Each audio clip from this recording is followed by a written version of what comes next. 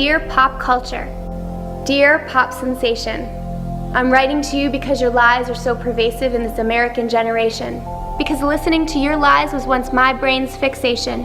But for years now, I have had the realization that your lyrics are an utter fabrication, that you sing with the serpent's tongue over this nation like lullabies in a dream world destination, contorting and distorting people's imagination. And with your control and manipulation, we take in the sound waves that come through our radio station. When you call us a superstar, we call it inspiration. When you sing tolerance, we feel liberation. When you dance and flaunt your body in a provocative presentation, we accept it as entertainment without hesitation. You take the human body in all its beauty and creation and present it like scum, with unreserved humiliation, to a world obsessed with over-sexualization. You say free fall into temptation and act as if there is no harm in the sex game fixation. You say get drunk at a party and stir up the flirtation.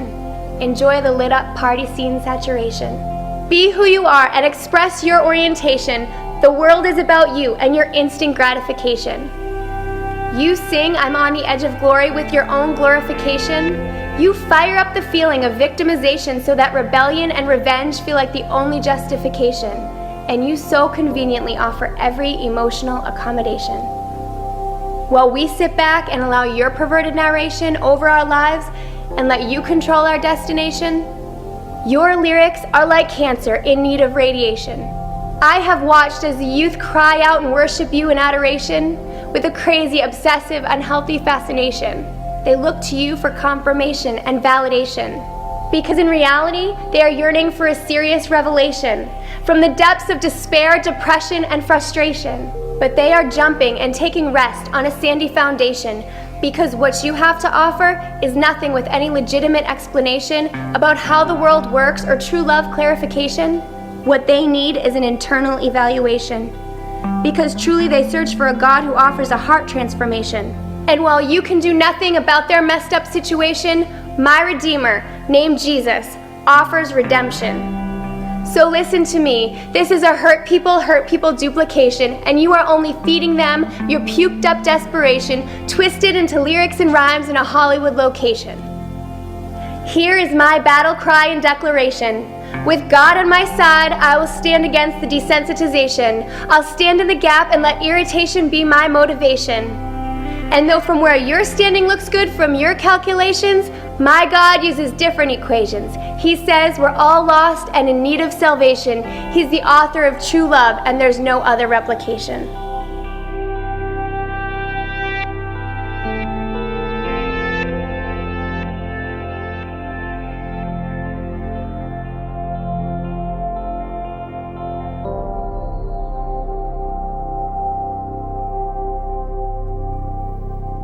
As Romans says, be transformed by the renewing of your mind. And that's a lot of what we're talking about today. It's just we need to get the debate going. We need to continue to get the discussion going, as we talked about, to nail down the definitions and to figure out how we as a church, we as a Christian community are going to engage the culture that we're facing.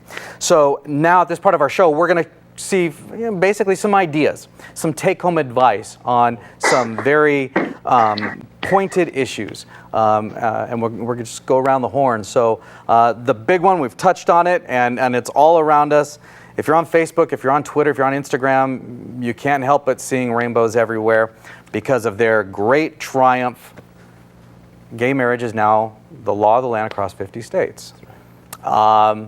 John, we talked about this a second ago regarding, is it just marriage? I'm curious to what you think. What is the bigger issues? What are the other dominoes that are about to collapse because of this court decision in regards to the typical American Christian? Yeah, well, I mean, a couple things to remember. One is that same-sex marriage is not the root of the problem. It's the fruit of a whole lot of ideas. So it in and of itself, it's one of the stops of the sexual revolution train. And, the two ideas of the sexual revolution, as we said before, number one is that, sex, marriage, and babies are separable and men and women are interchangeable. And if you assume those two things, then marriage now gets disconnected from any sort of procreative potential. In other words, it gets disconnected from the rights of children, for the potential of children. Marriage becomes essentially a government stamp of approval on two individuals' happiness and two individuals' love. Well, and if that's the case, then it's going to be very hard, for example, to keep it to two. It's going to be very hard because two only makes sense if there's a oneness involved that creates children. If the only type of sexuality that only takes two is male-female intercourse. Everything else, you can kind of mix and match, I suppose. And if that's all marriage is a way for the government to approve somebody's choice of sexuality, then it's going to be very difficult to leave it at two. It's going to be very difficult to really keep marriage a distinct institution. And look, the end result of this isn't immediate apocalypse or anything like that, but a marriage-strong society is a society in which future generations learn things like trust, and they learn how to be a good parent themselves, and they learn how to actually produce other children. And that's what we're sacrificing here on the altar of adult happiness, is the health and well-being of children. So I think that's some of the things we're going to see in the future. This is a long conversation, a lot longer than we have here in just a few minutes. But Jeff, you mentioned too the going back to our founding fathers, that there was an understanding of what kind of the future was supposed to hold, an exchange of ideas, and how government was supposed to work. We now have a complete redefinition of how our higher government works, and that has its effect even on Joe Cabinet Maker down the road, or the private citizen. What are some things that you're looking at as far as what's coming down the pike for us? Well, I make my living with words, and I am concerned. I remember back, I started in 1978 and out of the south side of Chicago. Every comic did ethnic humor, all of us. We grew up together in this melting pot. I talked about blacks and Italians and Hispanics and the differences, and stereotypes. But, people would laugh. And about the mid-'80s, they weren't laughing so much anymore. And I gradually had to eliminate all those routines. And by the early 90s, the political correctness was really taking a foothold. And I remember telling my wife, I said, I'm running out of things to talk about. I really am. So I kind of shifted to social commentary, but that has such a short shelf life, and I'm not creative enough to keep writing it. So anyway, I just shifted to talking about my wife and kids. And then that accumulated with getting thrown off the stage in Seattle. And I don't know who hired me for a group of environmental lawyers, but they threw me off the stage because they didn't like the way I talked about my wife and her menopause. And Jerry Seinfeld just said he's not going to work colleges anymore because of the political correctness. You cannot have an honest dialogue about heady issues if you put a piece of tape over one side's mouth. And that's where that's the thing. And those are government. I don't know if it's the government or if it's just society as a culture. It has to get to the point where people are starting getting thrown in gulags en masse. But that's where usually, if you watch the arc of history, it's where it winds up. Wow. And that's what scares me, because I'd like to just get on stage and talk about what I like to talk about without fear of. And believe me, corporations, when they find out I'm a Christian, the first thing is, you're not going to talk about Jesus, are you? They don't say, are you going to cuss? Are you going to offend anybody with, it's my faith, the stuff that I hold dearest and deepest, which I get it. I understand it, but that's the fear. Wow.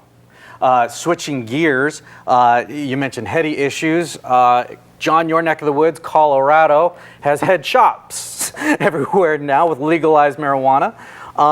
If you were to look at once upon a time across the board, marijuana was illegal. It was in my day, it was the gateway drug that led to all things evil. Nancy Reagan said so.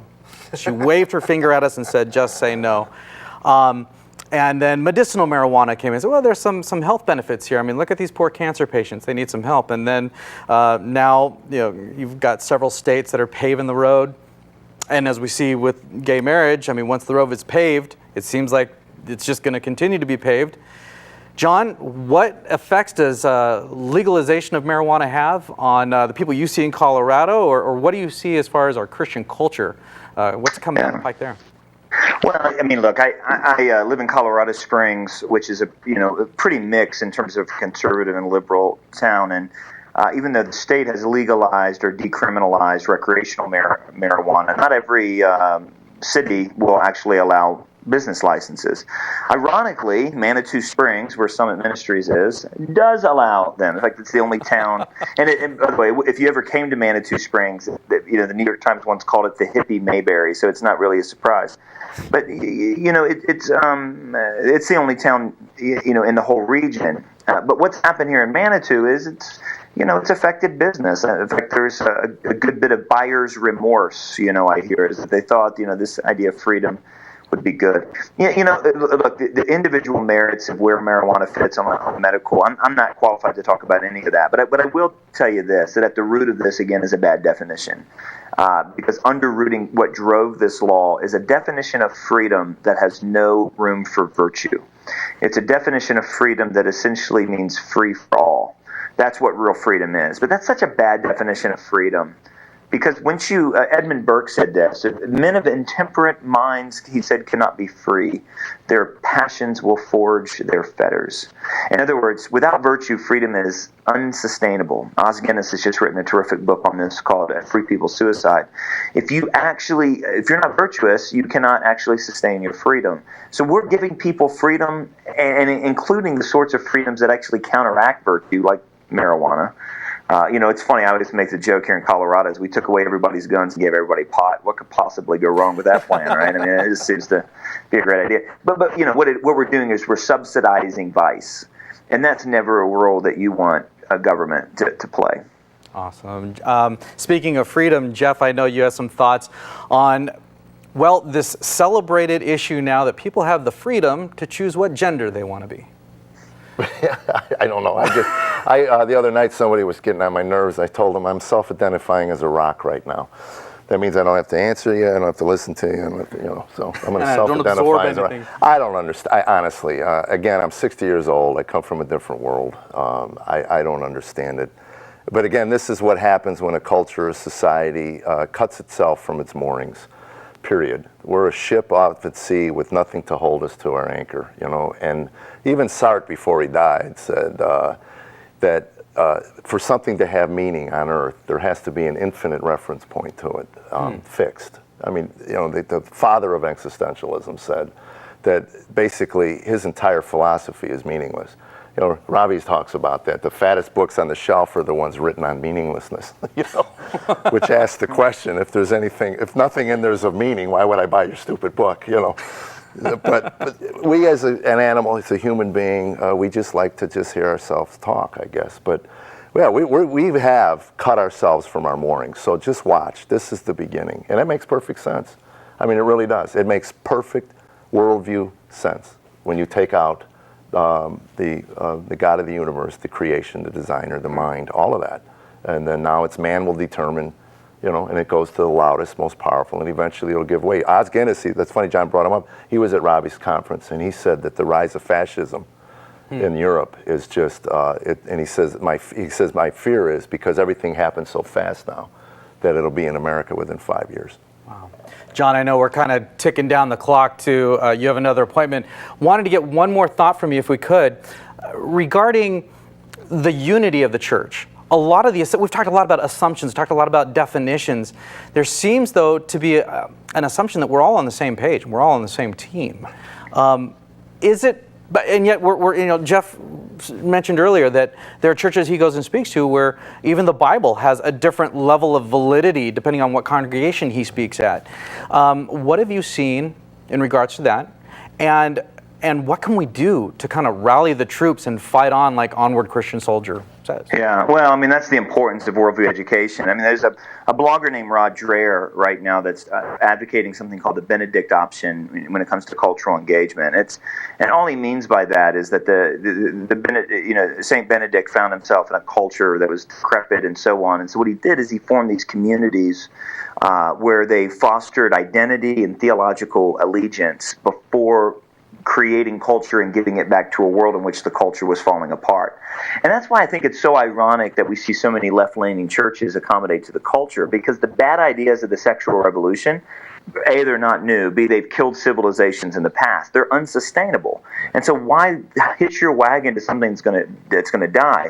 I think that the thing that needs to foster our unity, is the historic faith passed down from one generation to generation. I think it's becoming confusing because some of the old lines of the Protestant Reformation and some of these other things, which I'm a Protestant, I believe in the Reformation and all that sort of stuff. But I think I find myself very often having a lot more in common with some of my Catholic brothers and sisters than I do some of my so-called left-leaning evangelical brothers and sisters on issues that really matter, including the nature of the gospel, including sin nature. I think we need to have some real robust conversations around those things that matter. Chuck, I'll end with this. Chuck Colson, at the end of his life, advocated something called the ecumenism of the trenches.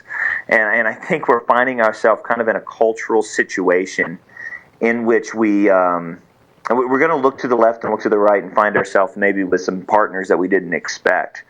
And I think the main things have to be the main things. The existence of God, the deity of Christ, the resurrection from the dead, the centrality of the faith, I think very well stated in the historic creeds and so on of the church. And then I think we're in for an interesting time in which, first of all, there's no more cultural benefits for being a Christian. There used to be cultural benefits. Now there's actually cultural liabilities. And those liabilities are going to get a little bit more steep. And I think we're going to feel the weight of that a lot more as we move forward. So I know that's kind of hopefully a sufficient non-answer to your question there. No, it's great. John, thank you so much for your time. Really appreciate it. And thank you for all you do at Summit Ministries there as well. Really appreciate it. Yeah, God bless you guys. Thanks. Good to talk to you. Thanks, Jeff. Bye-bye. We have in our offices here, Joel Fieri, our executive producer, and I, on a seemingly daily basis, have discussions like this. And it's a shame that we don't have cameras and microphones all over, because we talk about these types of things. And I don't know if we come up with any good solutions, but we do have a lot of different ideas that get thrown out there. And Joel, I know that on the heels of what John was just saying, you have a lot on your mind in regards to that very issue of, look, the church has got to stop sniping at one another, and we got to get on board. Right, yeah. And I just recently did my last podcast. One of my points was enough already of talking about how bad and horrible evangelicals or Christians have been in the culture.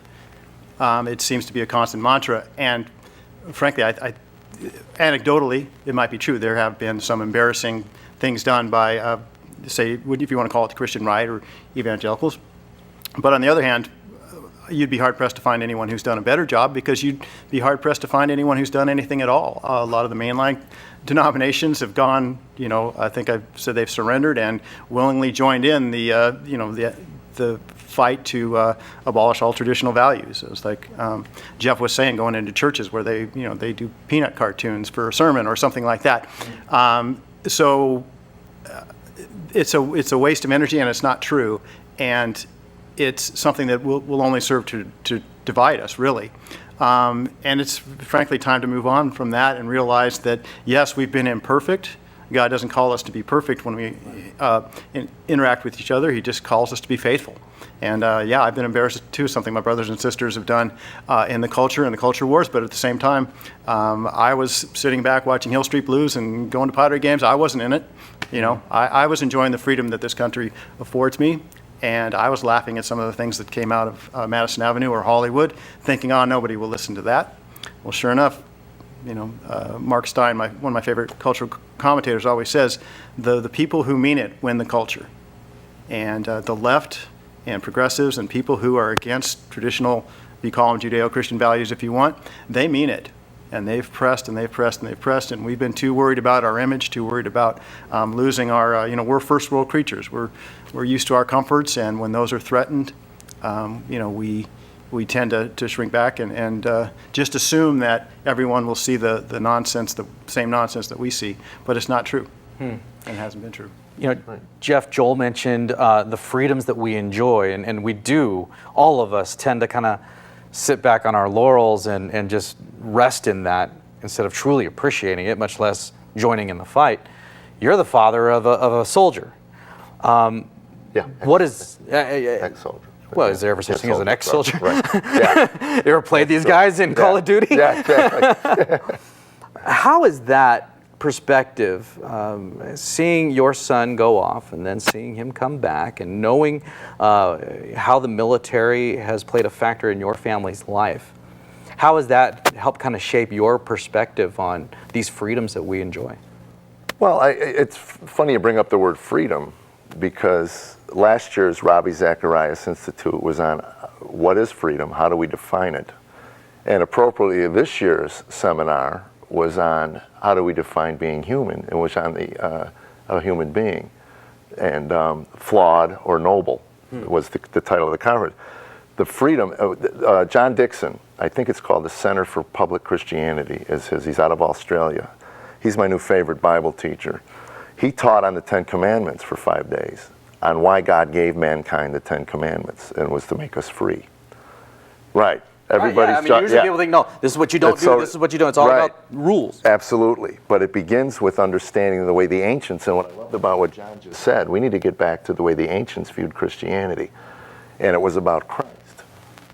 And when the new covenant came in the New Testament, Isaiah prophesied, Moses prophesied, there will be a new covenant.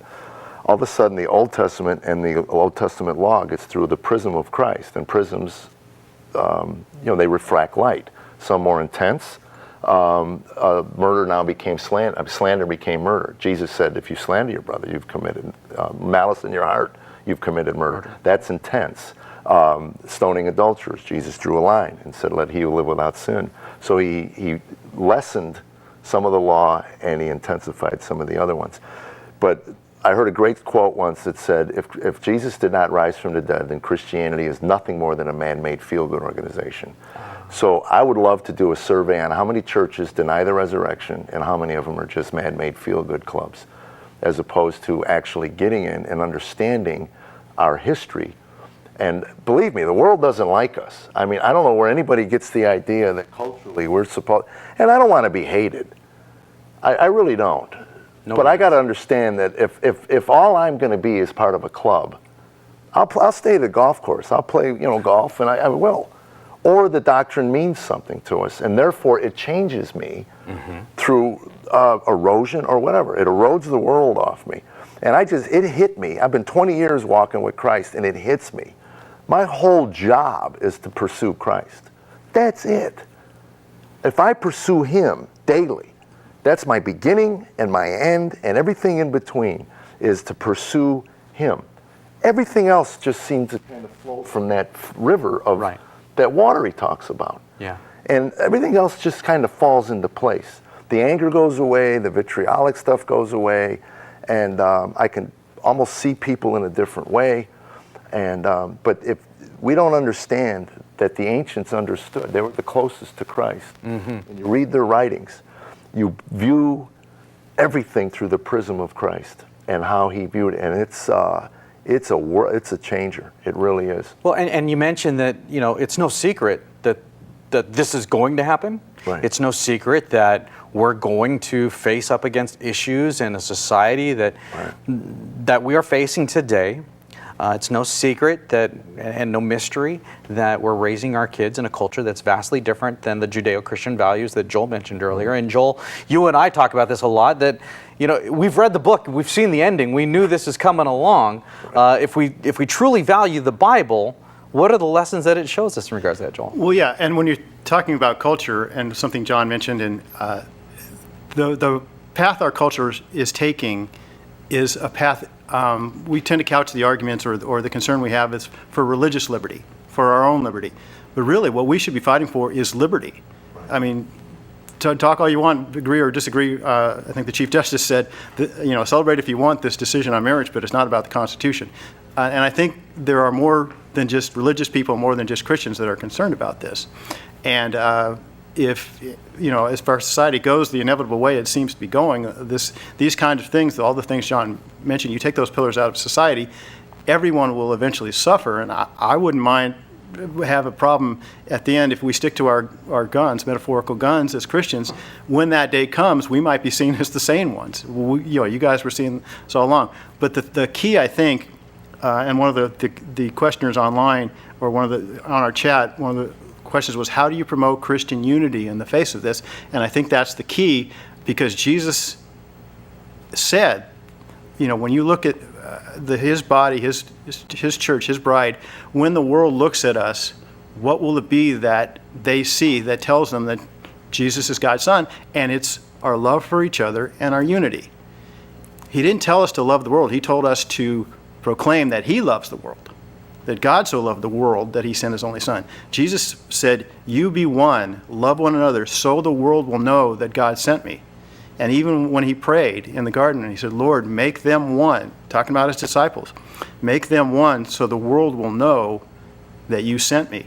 So I think the key to it somehow in this process, and dealing with Christians that just aren't on the same page with us, or we aren't on the same page, we need somehow, some way to find a way to be unified.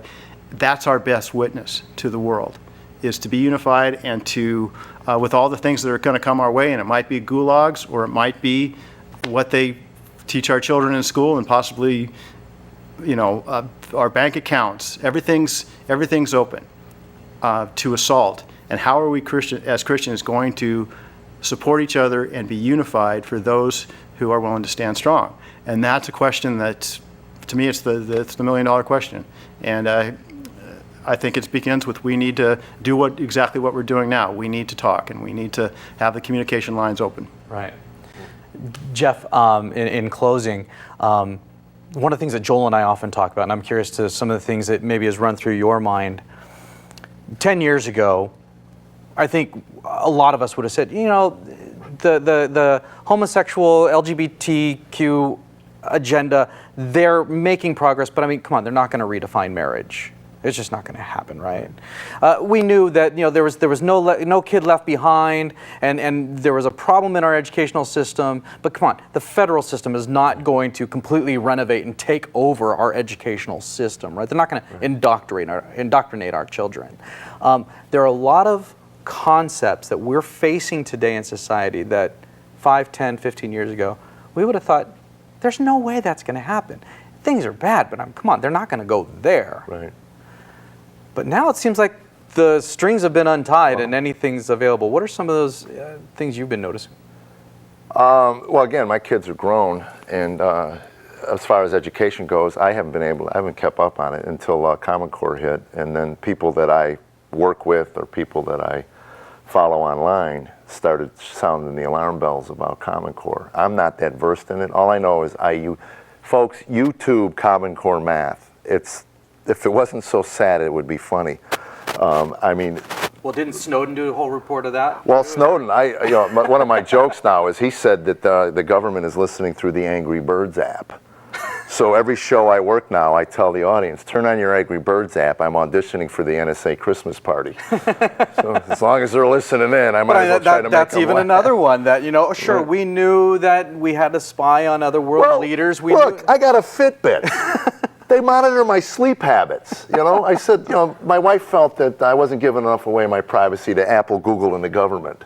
So let's just get one more corporation to we freely give away our privacy, and we think, well, it doesn't matter. But in the end, when you really think about, if you gameplay this out and project as fast as things are going, 5, 10, 15, certainly with political opponents, what's to stop the people in power from using that information to keep the people that they want to succumb and suppress?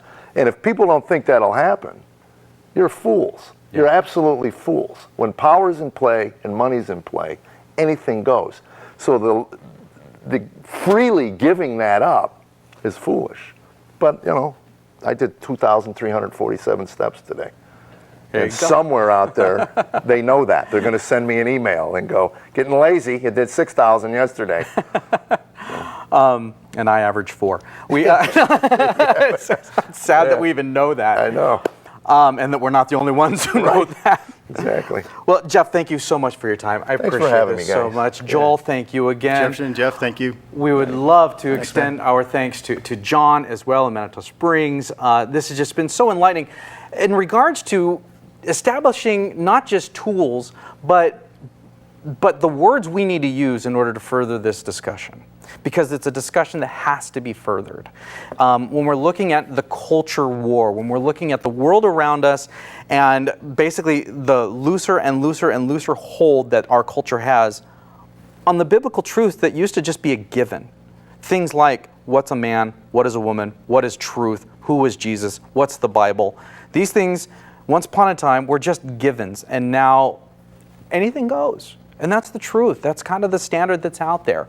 So therefore, we have to continue this dialogue. We need to start and continue asking the questions, what do you mean by that? We need to start looking at different assumptions that we make and say, okay, well, where are you coming from? As Jeff said, we need to look at individuals, at the people, and say, well, before we get to your question, where are you coming from, and how is this really coming to fruition? And then we can start having those tough discussions, and then we can actually start tackling the issues. I wish we had time to tackle every single issue. I know we've hit a lot today, and there's still so much more that we could do. This is going to go on for a long time. It really is. I don't see an end to it, but I do see a beginning. Right. And this is not a Republican-Democrat thing so much as it is Christians, viewers, people who agree with us. Let's put it that way. We have an election coming up. Find the candidate that best measures up to the stuff that we've been talking about, to the stuff that this conversation continues to evolve from. And get your butt out there and vote for that person. Well, that's it. Register, for gosh sakes. You know, when I heard the numbers of evangelicals that stayed home in the last election, I almost vomited. Are you kidding me? You can't get the church engaged in an election? And if we did, you would see a lot of change. If as you said, evangelicals, you see the term, gosh, this webcast is going to go on forever now. That's the beauty of a webcast. We don't have sponsors to answer to. The reality is also that the term evangelical, suddenly people are shying away from that. Right. That has a negative connotation to it. That's a bad badge to wear instead of proudly sticking it on there and then going and voting. I'm sharing the good news. I'm sharing the good news. There we go. So we need to look at these different issues, measure them up with what the Bible has to say, hold firm, and then move forward. It starts at home.